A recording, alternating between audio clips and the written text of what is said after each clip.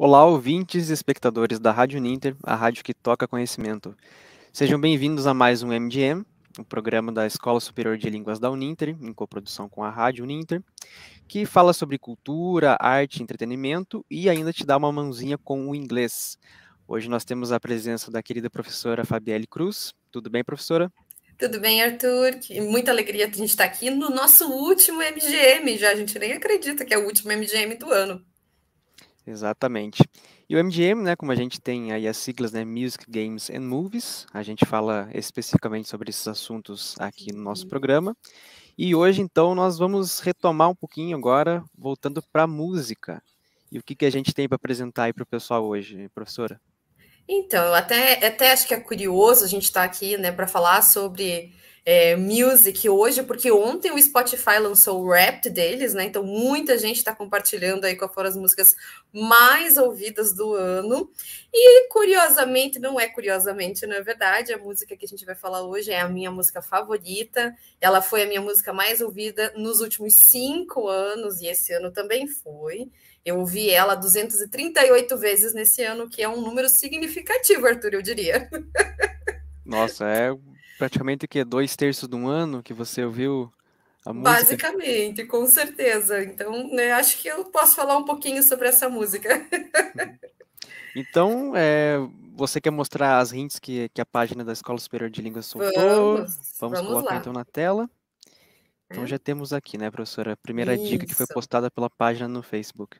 isso mesmo, né? Então a gente falou que a primeira hint foi The song is about love and accomplishing the impossible, né? Então é uma música que fala de amor. E essa palavra accomplish, né, ela é bem significativa na língua inglesa porque ela significa conquistar, mas é aquela coisa que você conquista porque você almejou, porque você lutou, porque você batalhou para isso, né? Então a gente tem a ideia ali de accomplish the impossible, alcançar, conquistar o impossível, né?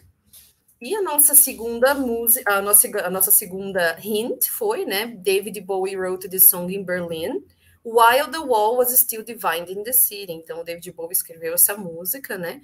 Lá em Berlim, quando o muro ainda dividia a cidade, né? Então, são dois detalhezinhos, acho que bem significativos, né? Para a gente pensar, assim, são dois hints bem específicos sobre essa música.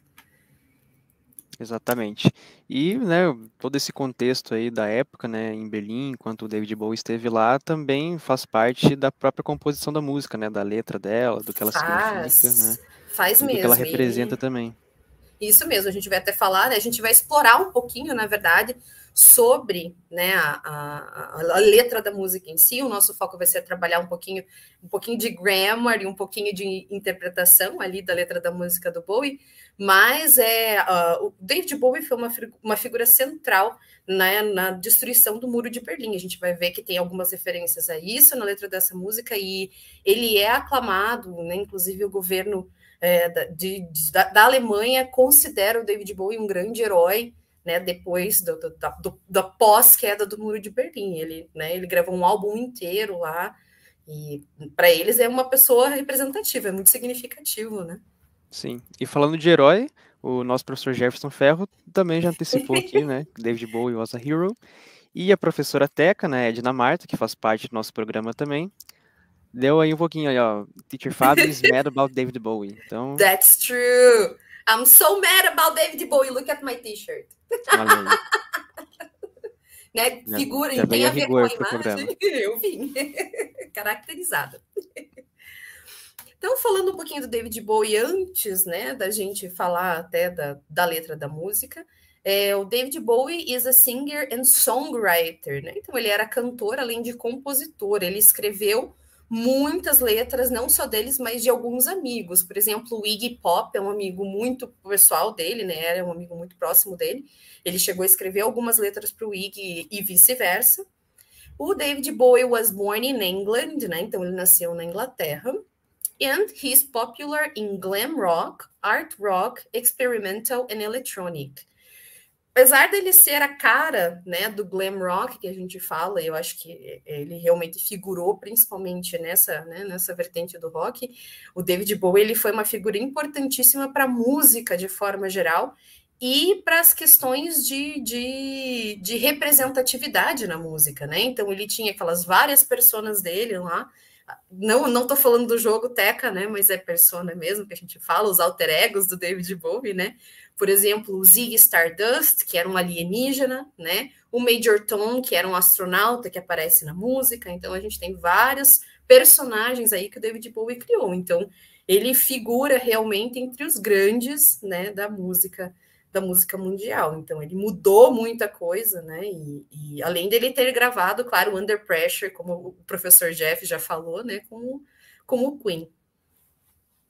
Sim, é o próprio apelido, né, que ele tinha no meio, né, o Chameleon, o camaleão, né, de ter Exatamente. todas essas representações, né, Exato. e é um marco, né, depois disso a gente tem aí outros exemplos, e dessa encarnação no palco, ou até mesmo fora dele, ter essa alternância entre esses diversos personagens, né. Exato. E dizem que assim ele tinha, de acordo com o personagem, de acordo com o alter ego que ele estava naquele momento, ele tinha inclusive trejeitos, opções e tudo. Então, dizem que na época que ele era, né, um pouquinho antes ali de 70, quando ele começou a fazer o Ziggy Stardust e tal, ele começou a colecionar objetos que tinham relação com ufologia. Né? Talvez seja porque o alter ego dele era um alienígena, né? Que ele fala from Mars, né? De Marte. Então, realmente, o David Bowie era uma pessoa única, né? E eu acho legal a gente falar até que ele tinha heterocromia, né? Então, ele tinha cor dos olhos diferentes. Muita gente acha que ele nasceu assim. E, na verdade, não, gente. A cor da pupila do Bowie mudou de cor porque ele sofreu um acidente.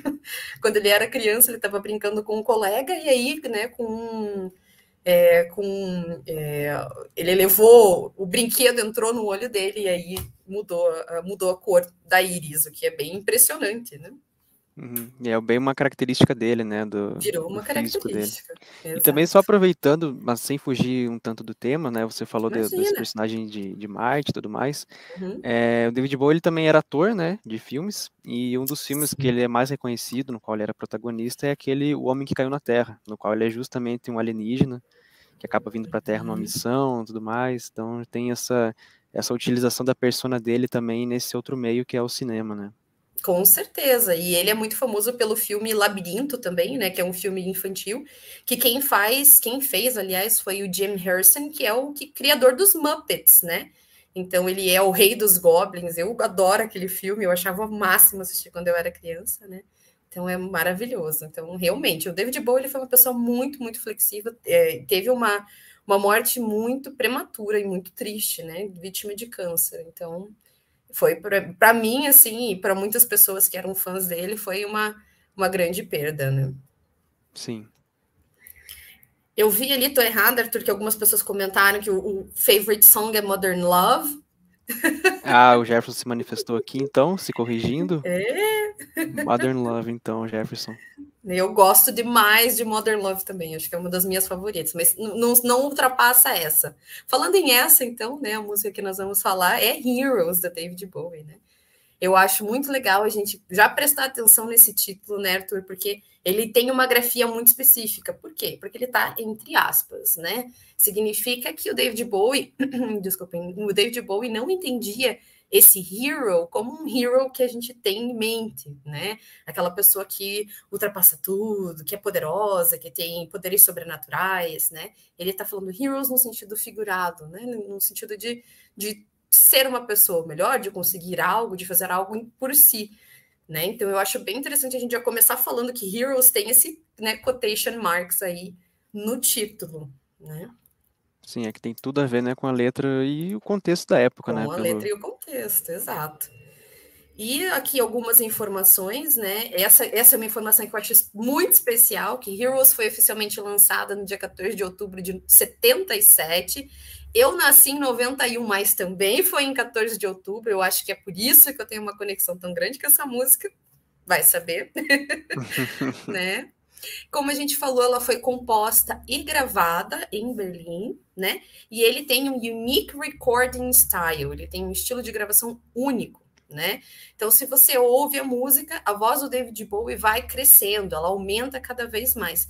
E para isso, gente, eles gravaram de uma forma assim, inusitada no estúdio, né? Então, eles começaram com o David Bowie cantando na frente do microfone, E aí, conforme a música ia crescendo, o microfone ia sendo afastado do Bowie para propositalmente ele ter que gritar a letra da música, né? Tanto é que a letra termina com ele gritando e você sente o esforço dele para chegar a voz dele no microfone, né? Então é único realmente. Uhum. Tanto é que naquele momento que chega no refrão é bem emocionante, né? Exato, E, né, exatamente. sabendo disso agora, não sabia antes, dá para entender mesmo toda a carga que ele dá na voz, que ele interpreta ali naquele momento, né, durante a música. Sim, e foi proposital. Então, assim, eu acho que foi uma forma muito inusitada de gravar uma música, mas ficou super adequada, né? Super adequada a letra, a música em si, né? Então, vamos falar um pouquinho da música, né? Vamos explorar um pouquinho a letra dessa música, né? Então, vamos lá. A gente tem aqui o primeiro estrofe dela, né? Que começa com I will be king and you will be queen. Though nothing will drive them away, we can beat them just for one day. We can be heroes just for one day. Aqui eu chamo atenção para essa estrutura que o David Bowie usa, né? Então ele está usando ali I will be king, you will be queen, né? Eu serei rei, você será rainha, né? E daí ele fala nothing will drive them away, né? O que é drive away, né? Então, em outras palavras, é turn back, drive out, dispel, repel, banish, ou seja, separar, afastar. Então, aqui nesse comecinho, a gente tem aí a figuração, né, disso, né, de que eu serei rei, você será a rainha, e nada vai afastar isso de nós, é nesse sentido, né? E aí ele fala, we can beat them just for one day. Aí esse them a gente pode deixar aqui, né, pendurado, porque esse them vai sendo clarificado no decorrer da música, né, justamente por causa do contexto que nós falamos, né? E aí ele fala, we can be heroes just for one day. Então, né, a gente tem essa ideia de drive away, né? Eu vou ser uma coisa, você será outra e nada vai afastar. A segunda estrofe, ela já muda um pouquinho. And you can be mean. And I'll drink all the time, because we're lovers, and that is a fact. Yes, we're lovers, and that is that. Aqui nesse trecho, Arthur, eu gosto bastante de interpretar primeiro essa ideia de lovers, tá? Ela tem a ver com a ideia da música, né? E aqui, gente, essa ideia não é sentido pejorativo da palavra lovers, não é no sentido assim de amante, no sentido pejorativo mesmo.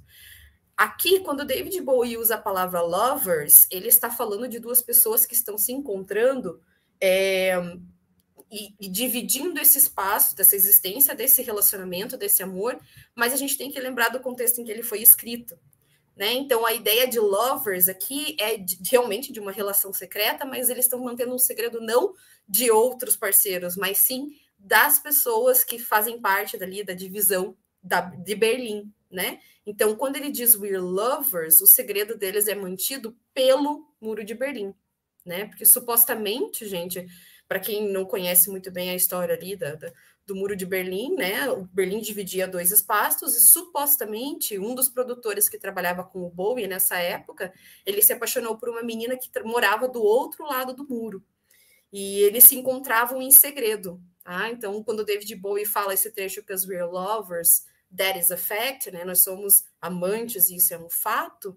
Era sobre essas pessoas que ele falava, sobre pessoas que se amavam em segredo porque estavam em lados opostos do muro. Então é uma interpretação bem interessante, né? Sim. Até isso que você falou de ser suposto, acredito que ele tenha confirmado até depois, mas no início da década de 2000, mas ele manteve esse segredo, assim, digamos, por um tempo, porque na época esse produtor ele era casado, né? Uhum. Então daí acabou que ele teve esse relacionamento extraconjugal com a moça do outro lado do muro, e tudo mais. E daí depois do término e tudo mais, o David Bowie acabou assumindo que sim, que ele fazia uma menção diretamente ao produtor e a amante dele, mas que, né, sabendo do contexto, sabendo de tudo, eles são duas figuras que representam algo muito além, né, disso. Muito além, exato. Apesar de, né, na época, eles serem lovers, realmente, no sentido de terem um caso extraconjugal, né? Na ideia do Bowie era isso, né? Eles eram lovers porque o segredo deles era o muro de Berlim, né? A divisão do muro. Então, o David Bowie se pegou mais a esse lado, a esse segredo, né? Digamos assim. E aqui nesse trecho é bem interessante a gente perceber que nós temos three main verb tenses, né? 3 verbos, tempos verbais principais. Então a gente tem ali o simple present, que a gente está usando para description, né? Então a gente usa o presente simples para descrição, quando ele fala we are lovers, that's a fact, e assim por diante, né? Nós temos o modal verb can, que representa uma possibilidade, né? Uma condição, quando ele fala we can beat them. E nós temos também o simple future com will, que representa possibilities, né? Possibilidades também. Só que aí, Arthur, acho que a gente pode até pensar um pouco por que ele usa will e por que ele usa can, né? Isso é uma característica da língua inglesa.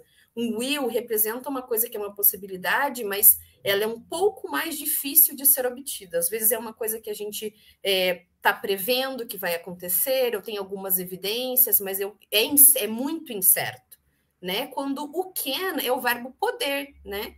Nós podemos vencê-los. Quando ele fala we can beat them, né? Nesse sentido, nós podemos vencê-los. Então, a ideia do can aqui, ele é uma possibilidade um pouco mais provável de acontecer do que quando ele usa o will, né? E aí a gente tem um pedaço do que seria o refrão, mas na verdade a música não tem exatamente um refrão, né?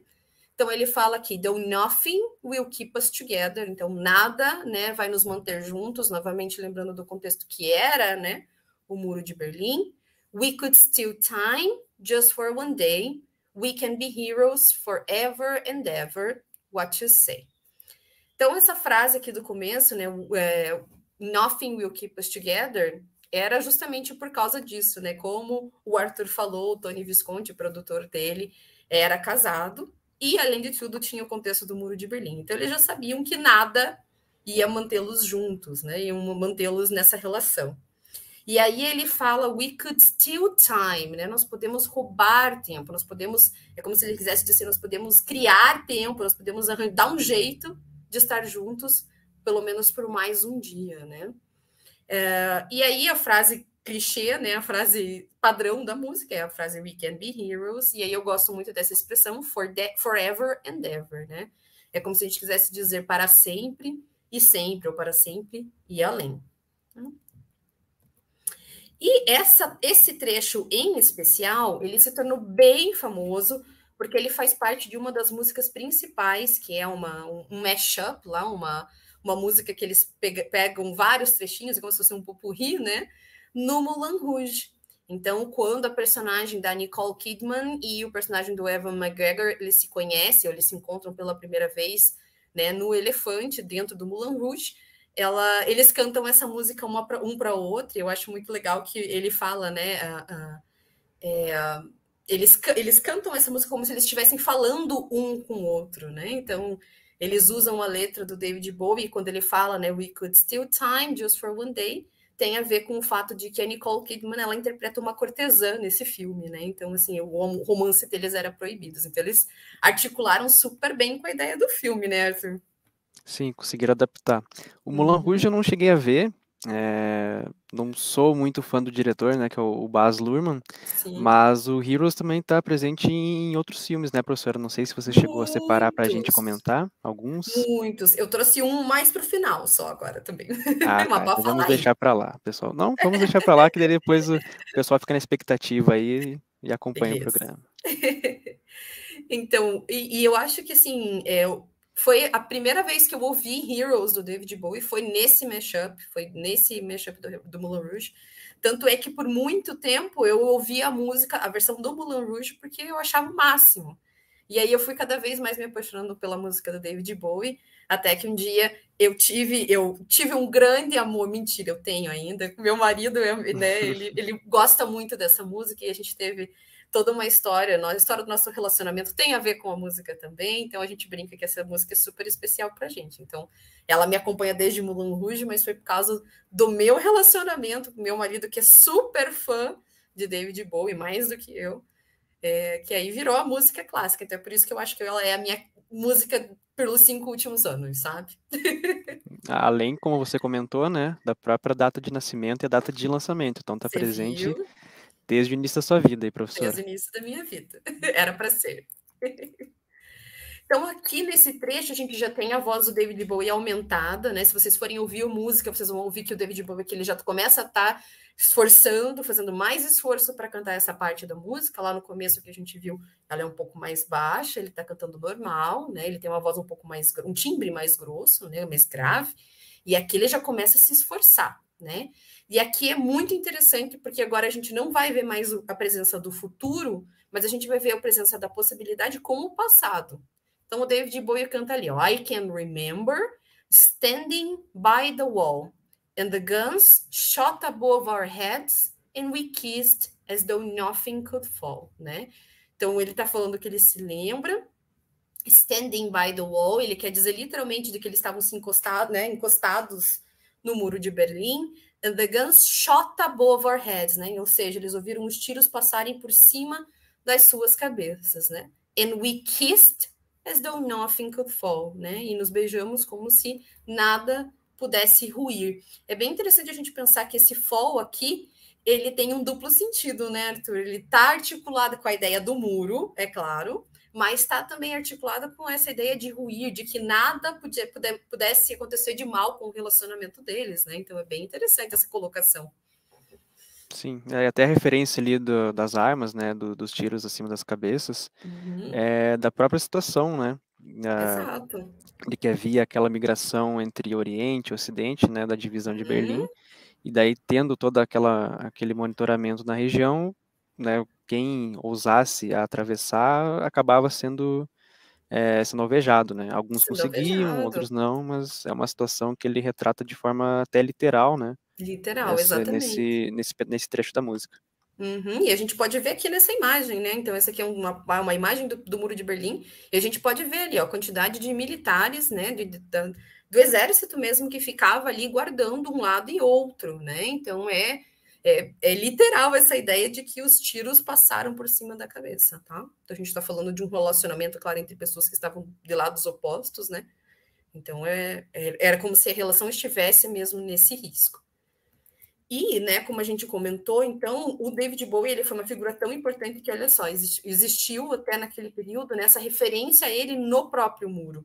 Né? Então, ele tirou várias fotos em frente ao muro, né? E ele fez assim todo um trabalho em relação a isso, né? De que para ajudar realmente que as pessoas pudessem se unir, né? Se pudessem se reunir, porque né, nós podemos pensar no contexto do fim da Segunda Guerra, né? Quando houve a separação, e aí a gente tem o lado soviético, né? Os aliados também ficaram com algumas partes de Berlim, e aí a gente tem Berlim Oriental, Berlim Ocidental, né? E aí, em 77, a gente ainda estava nisso, porque o muro só foi cair em 89, né? Então faltavam alguns anos, mas há muito que se dizer sobre esse papel que o David Bowie teve realmente para ajudar realmente que o muro caísse, né? Sim, como você bem citou, né? Apesar de ter essa diferença aí de 12 anos do lançamento da música até a queda do muro, tem essa atribuição que você comentou no início do programa, né, do governo alemão ter saudado ele pela representatividade que ele teve naquele momento e até mesmo na queda, e muitos atribuem isso a ele de um show que ele fez na Alemanha em 87, né, Isso mesmo. no lado ocidental, e no qual ele apresentou também a música Heroes, né, naquele momento. E na verdade, todos os shows que o David Bowie fez né, durante a vida dele em Berlim, ele sempre terminava o show com Heroes, né? Apesar de não ser uma das músicas que ele gosta de usar para que ele gostava, aliás, de usar para terminar o seu show, ele fazia questão de fazer isso em Berlim justamente por causa dessa, né, essa relação que ficou, essa marca que ficou em relação à letra, né, e a música de Heroes. E o álbum inteiro, né, o álbum inteiro que se chama Heroes também, foi gravado todo na cidade de Berlim, então para eles ficou sendo uma marca realmente dessa mudança que o David Bowie causou, né? E aí a gente tem então o final da música, e esse final da música é muito interessante porque novamente ele vai trazer o Muro de Berlim, mas agora a gente tem uma coisa figurativa, né? Não é literal esse momento. Ele fala and the shame was on the other side, né? A vergonha estava do outro lado, né? Então, é como se ele quisesse dizer, a gente não estava, né? Nós não sentíamos medos, nós não sentimos vergonha, né? Porque ele aqui acompanha aquele trecho anterior de que eles se beijavam contra a parede e ouviam os tiros, né? Então, é metafórico esse on the other side, mas ao mesmo tempo ele tem o muro de Berlim novamente figurando nessa cena, né? E aí a gente tem o We Can Beat Them, que retoma lá do comecinho, né? Que ele também falava, We Can Beat Them forever and ever, then we could be heroes just for one day. Né? E a música termina com We're nothing and nothing will help us. Então, nós não somos nada, né? E nada vai nos ajudar. Maybe we're lying, talvez estejamos mentindo.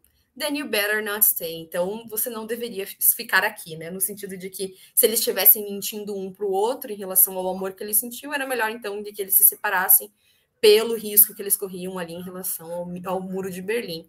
Mas é interessante que ele retoma isso na próxima frase, dizendo, né? But we could be safer. Nós poderíamos estar mais seguros. E novamente a gente termina com Just for one day, né? Apenas por mais um dia. Uhum. E aí eu trouxe para terminar o show histórico que o Arthur comentou, né? Então, esse é o show que o David Bowie fez, foi exatamente onde o muro ficava, né? Isso que foi mais significativo ainda, foi muito próximo do local onde tinha o muro e onde caiu. Então, assim, eu particularmente acho que tenha sido um show realmente emocionante, né? E diz que teve muita gente que foi.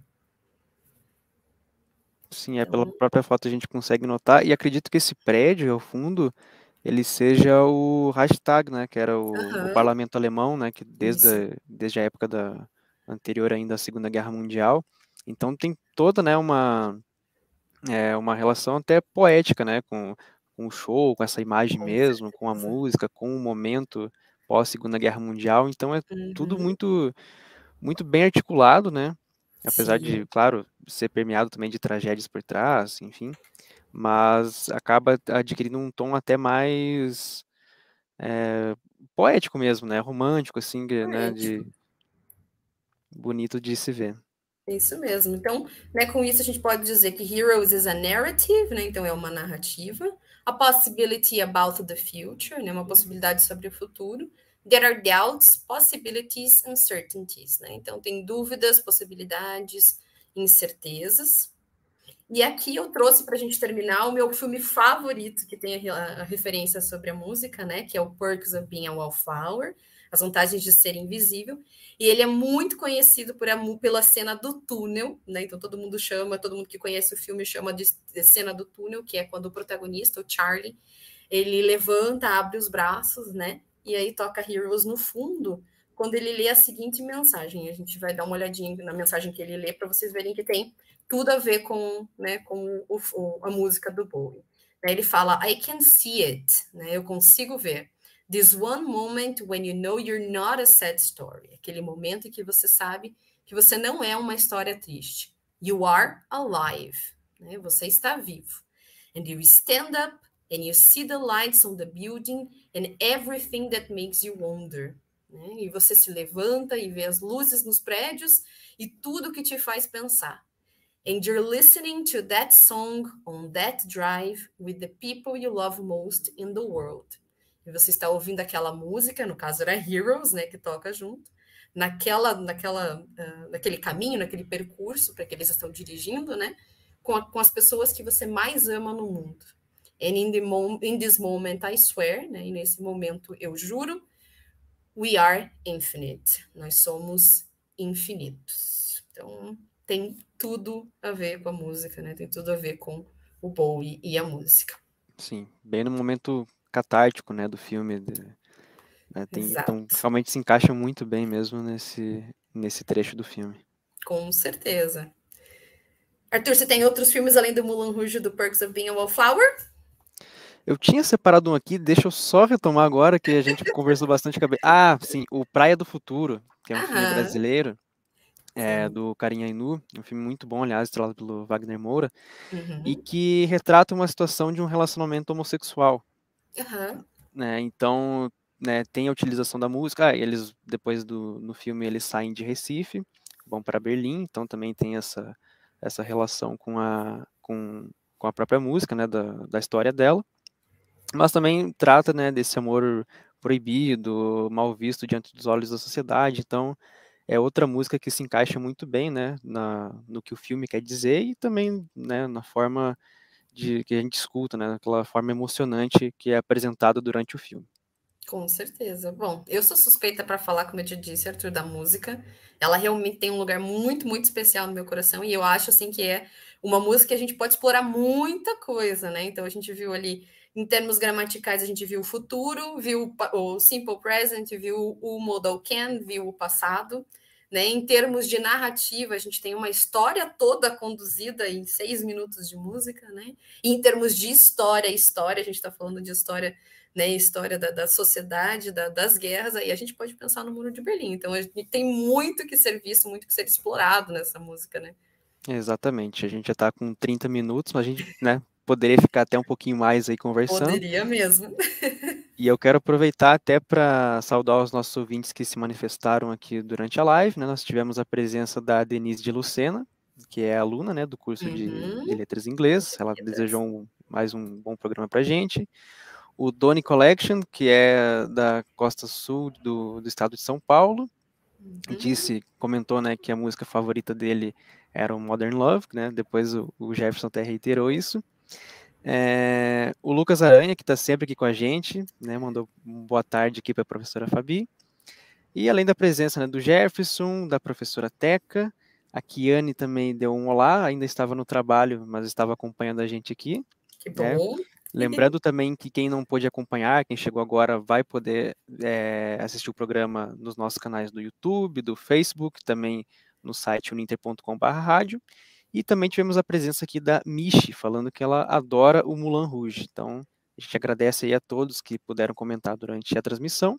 E se você vai ver esse programa depois de encerrado, você pode comentar aí também. Vamos interagir aí pelo nosso chat. Seria Fantástico. isso, professora? Bom, a gente pode ficar mais tempo aqui, mas os nossos alunos que estão aqui assistindo ao vivo, eles têm aula daqui a pouco, ao longo de revisão. Então, acho que eu não posso continuar muito mais. Ah, não. Então vamos dar um tempinho aí de respiro para eles, fazer um lanche e depois já ir direto para a aula, então, né? Com certeza.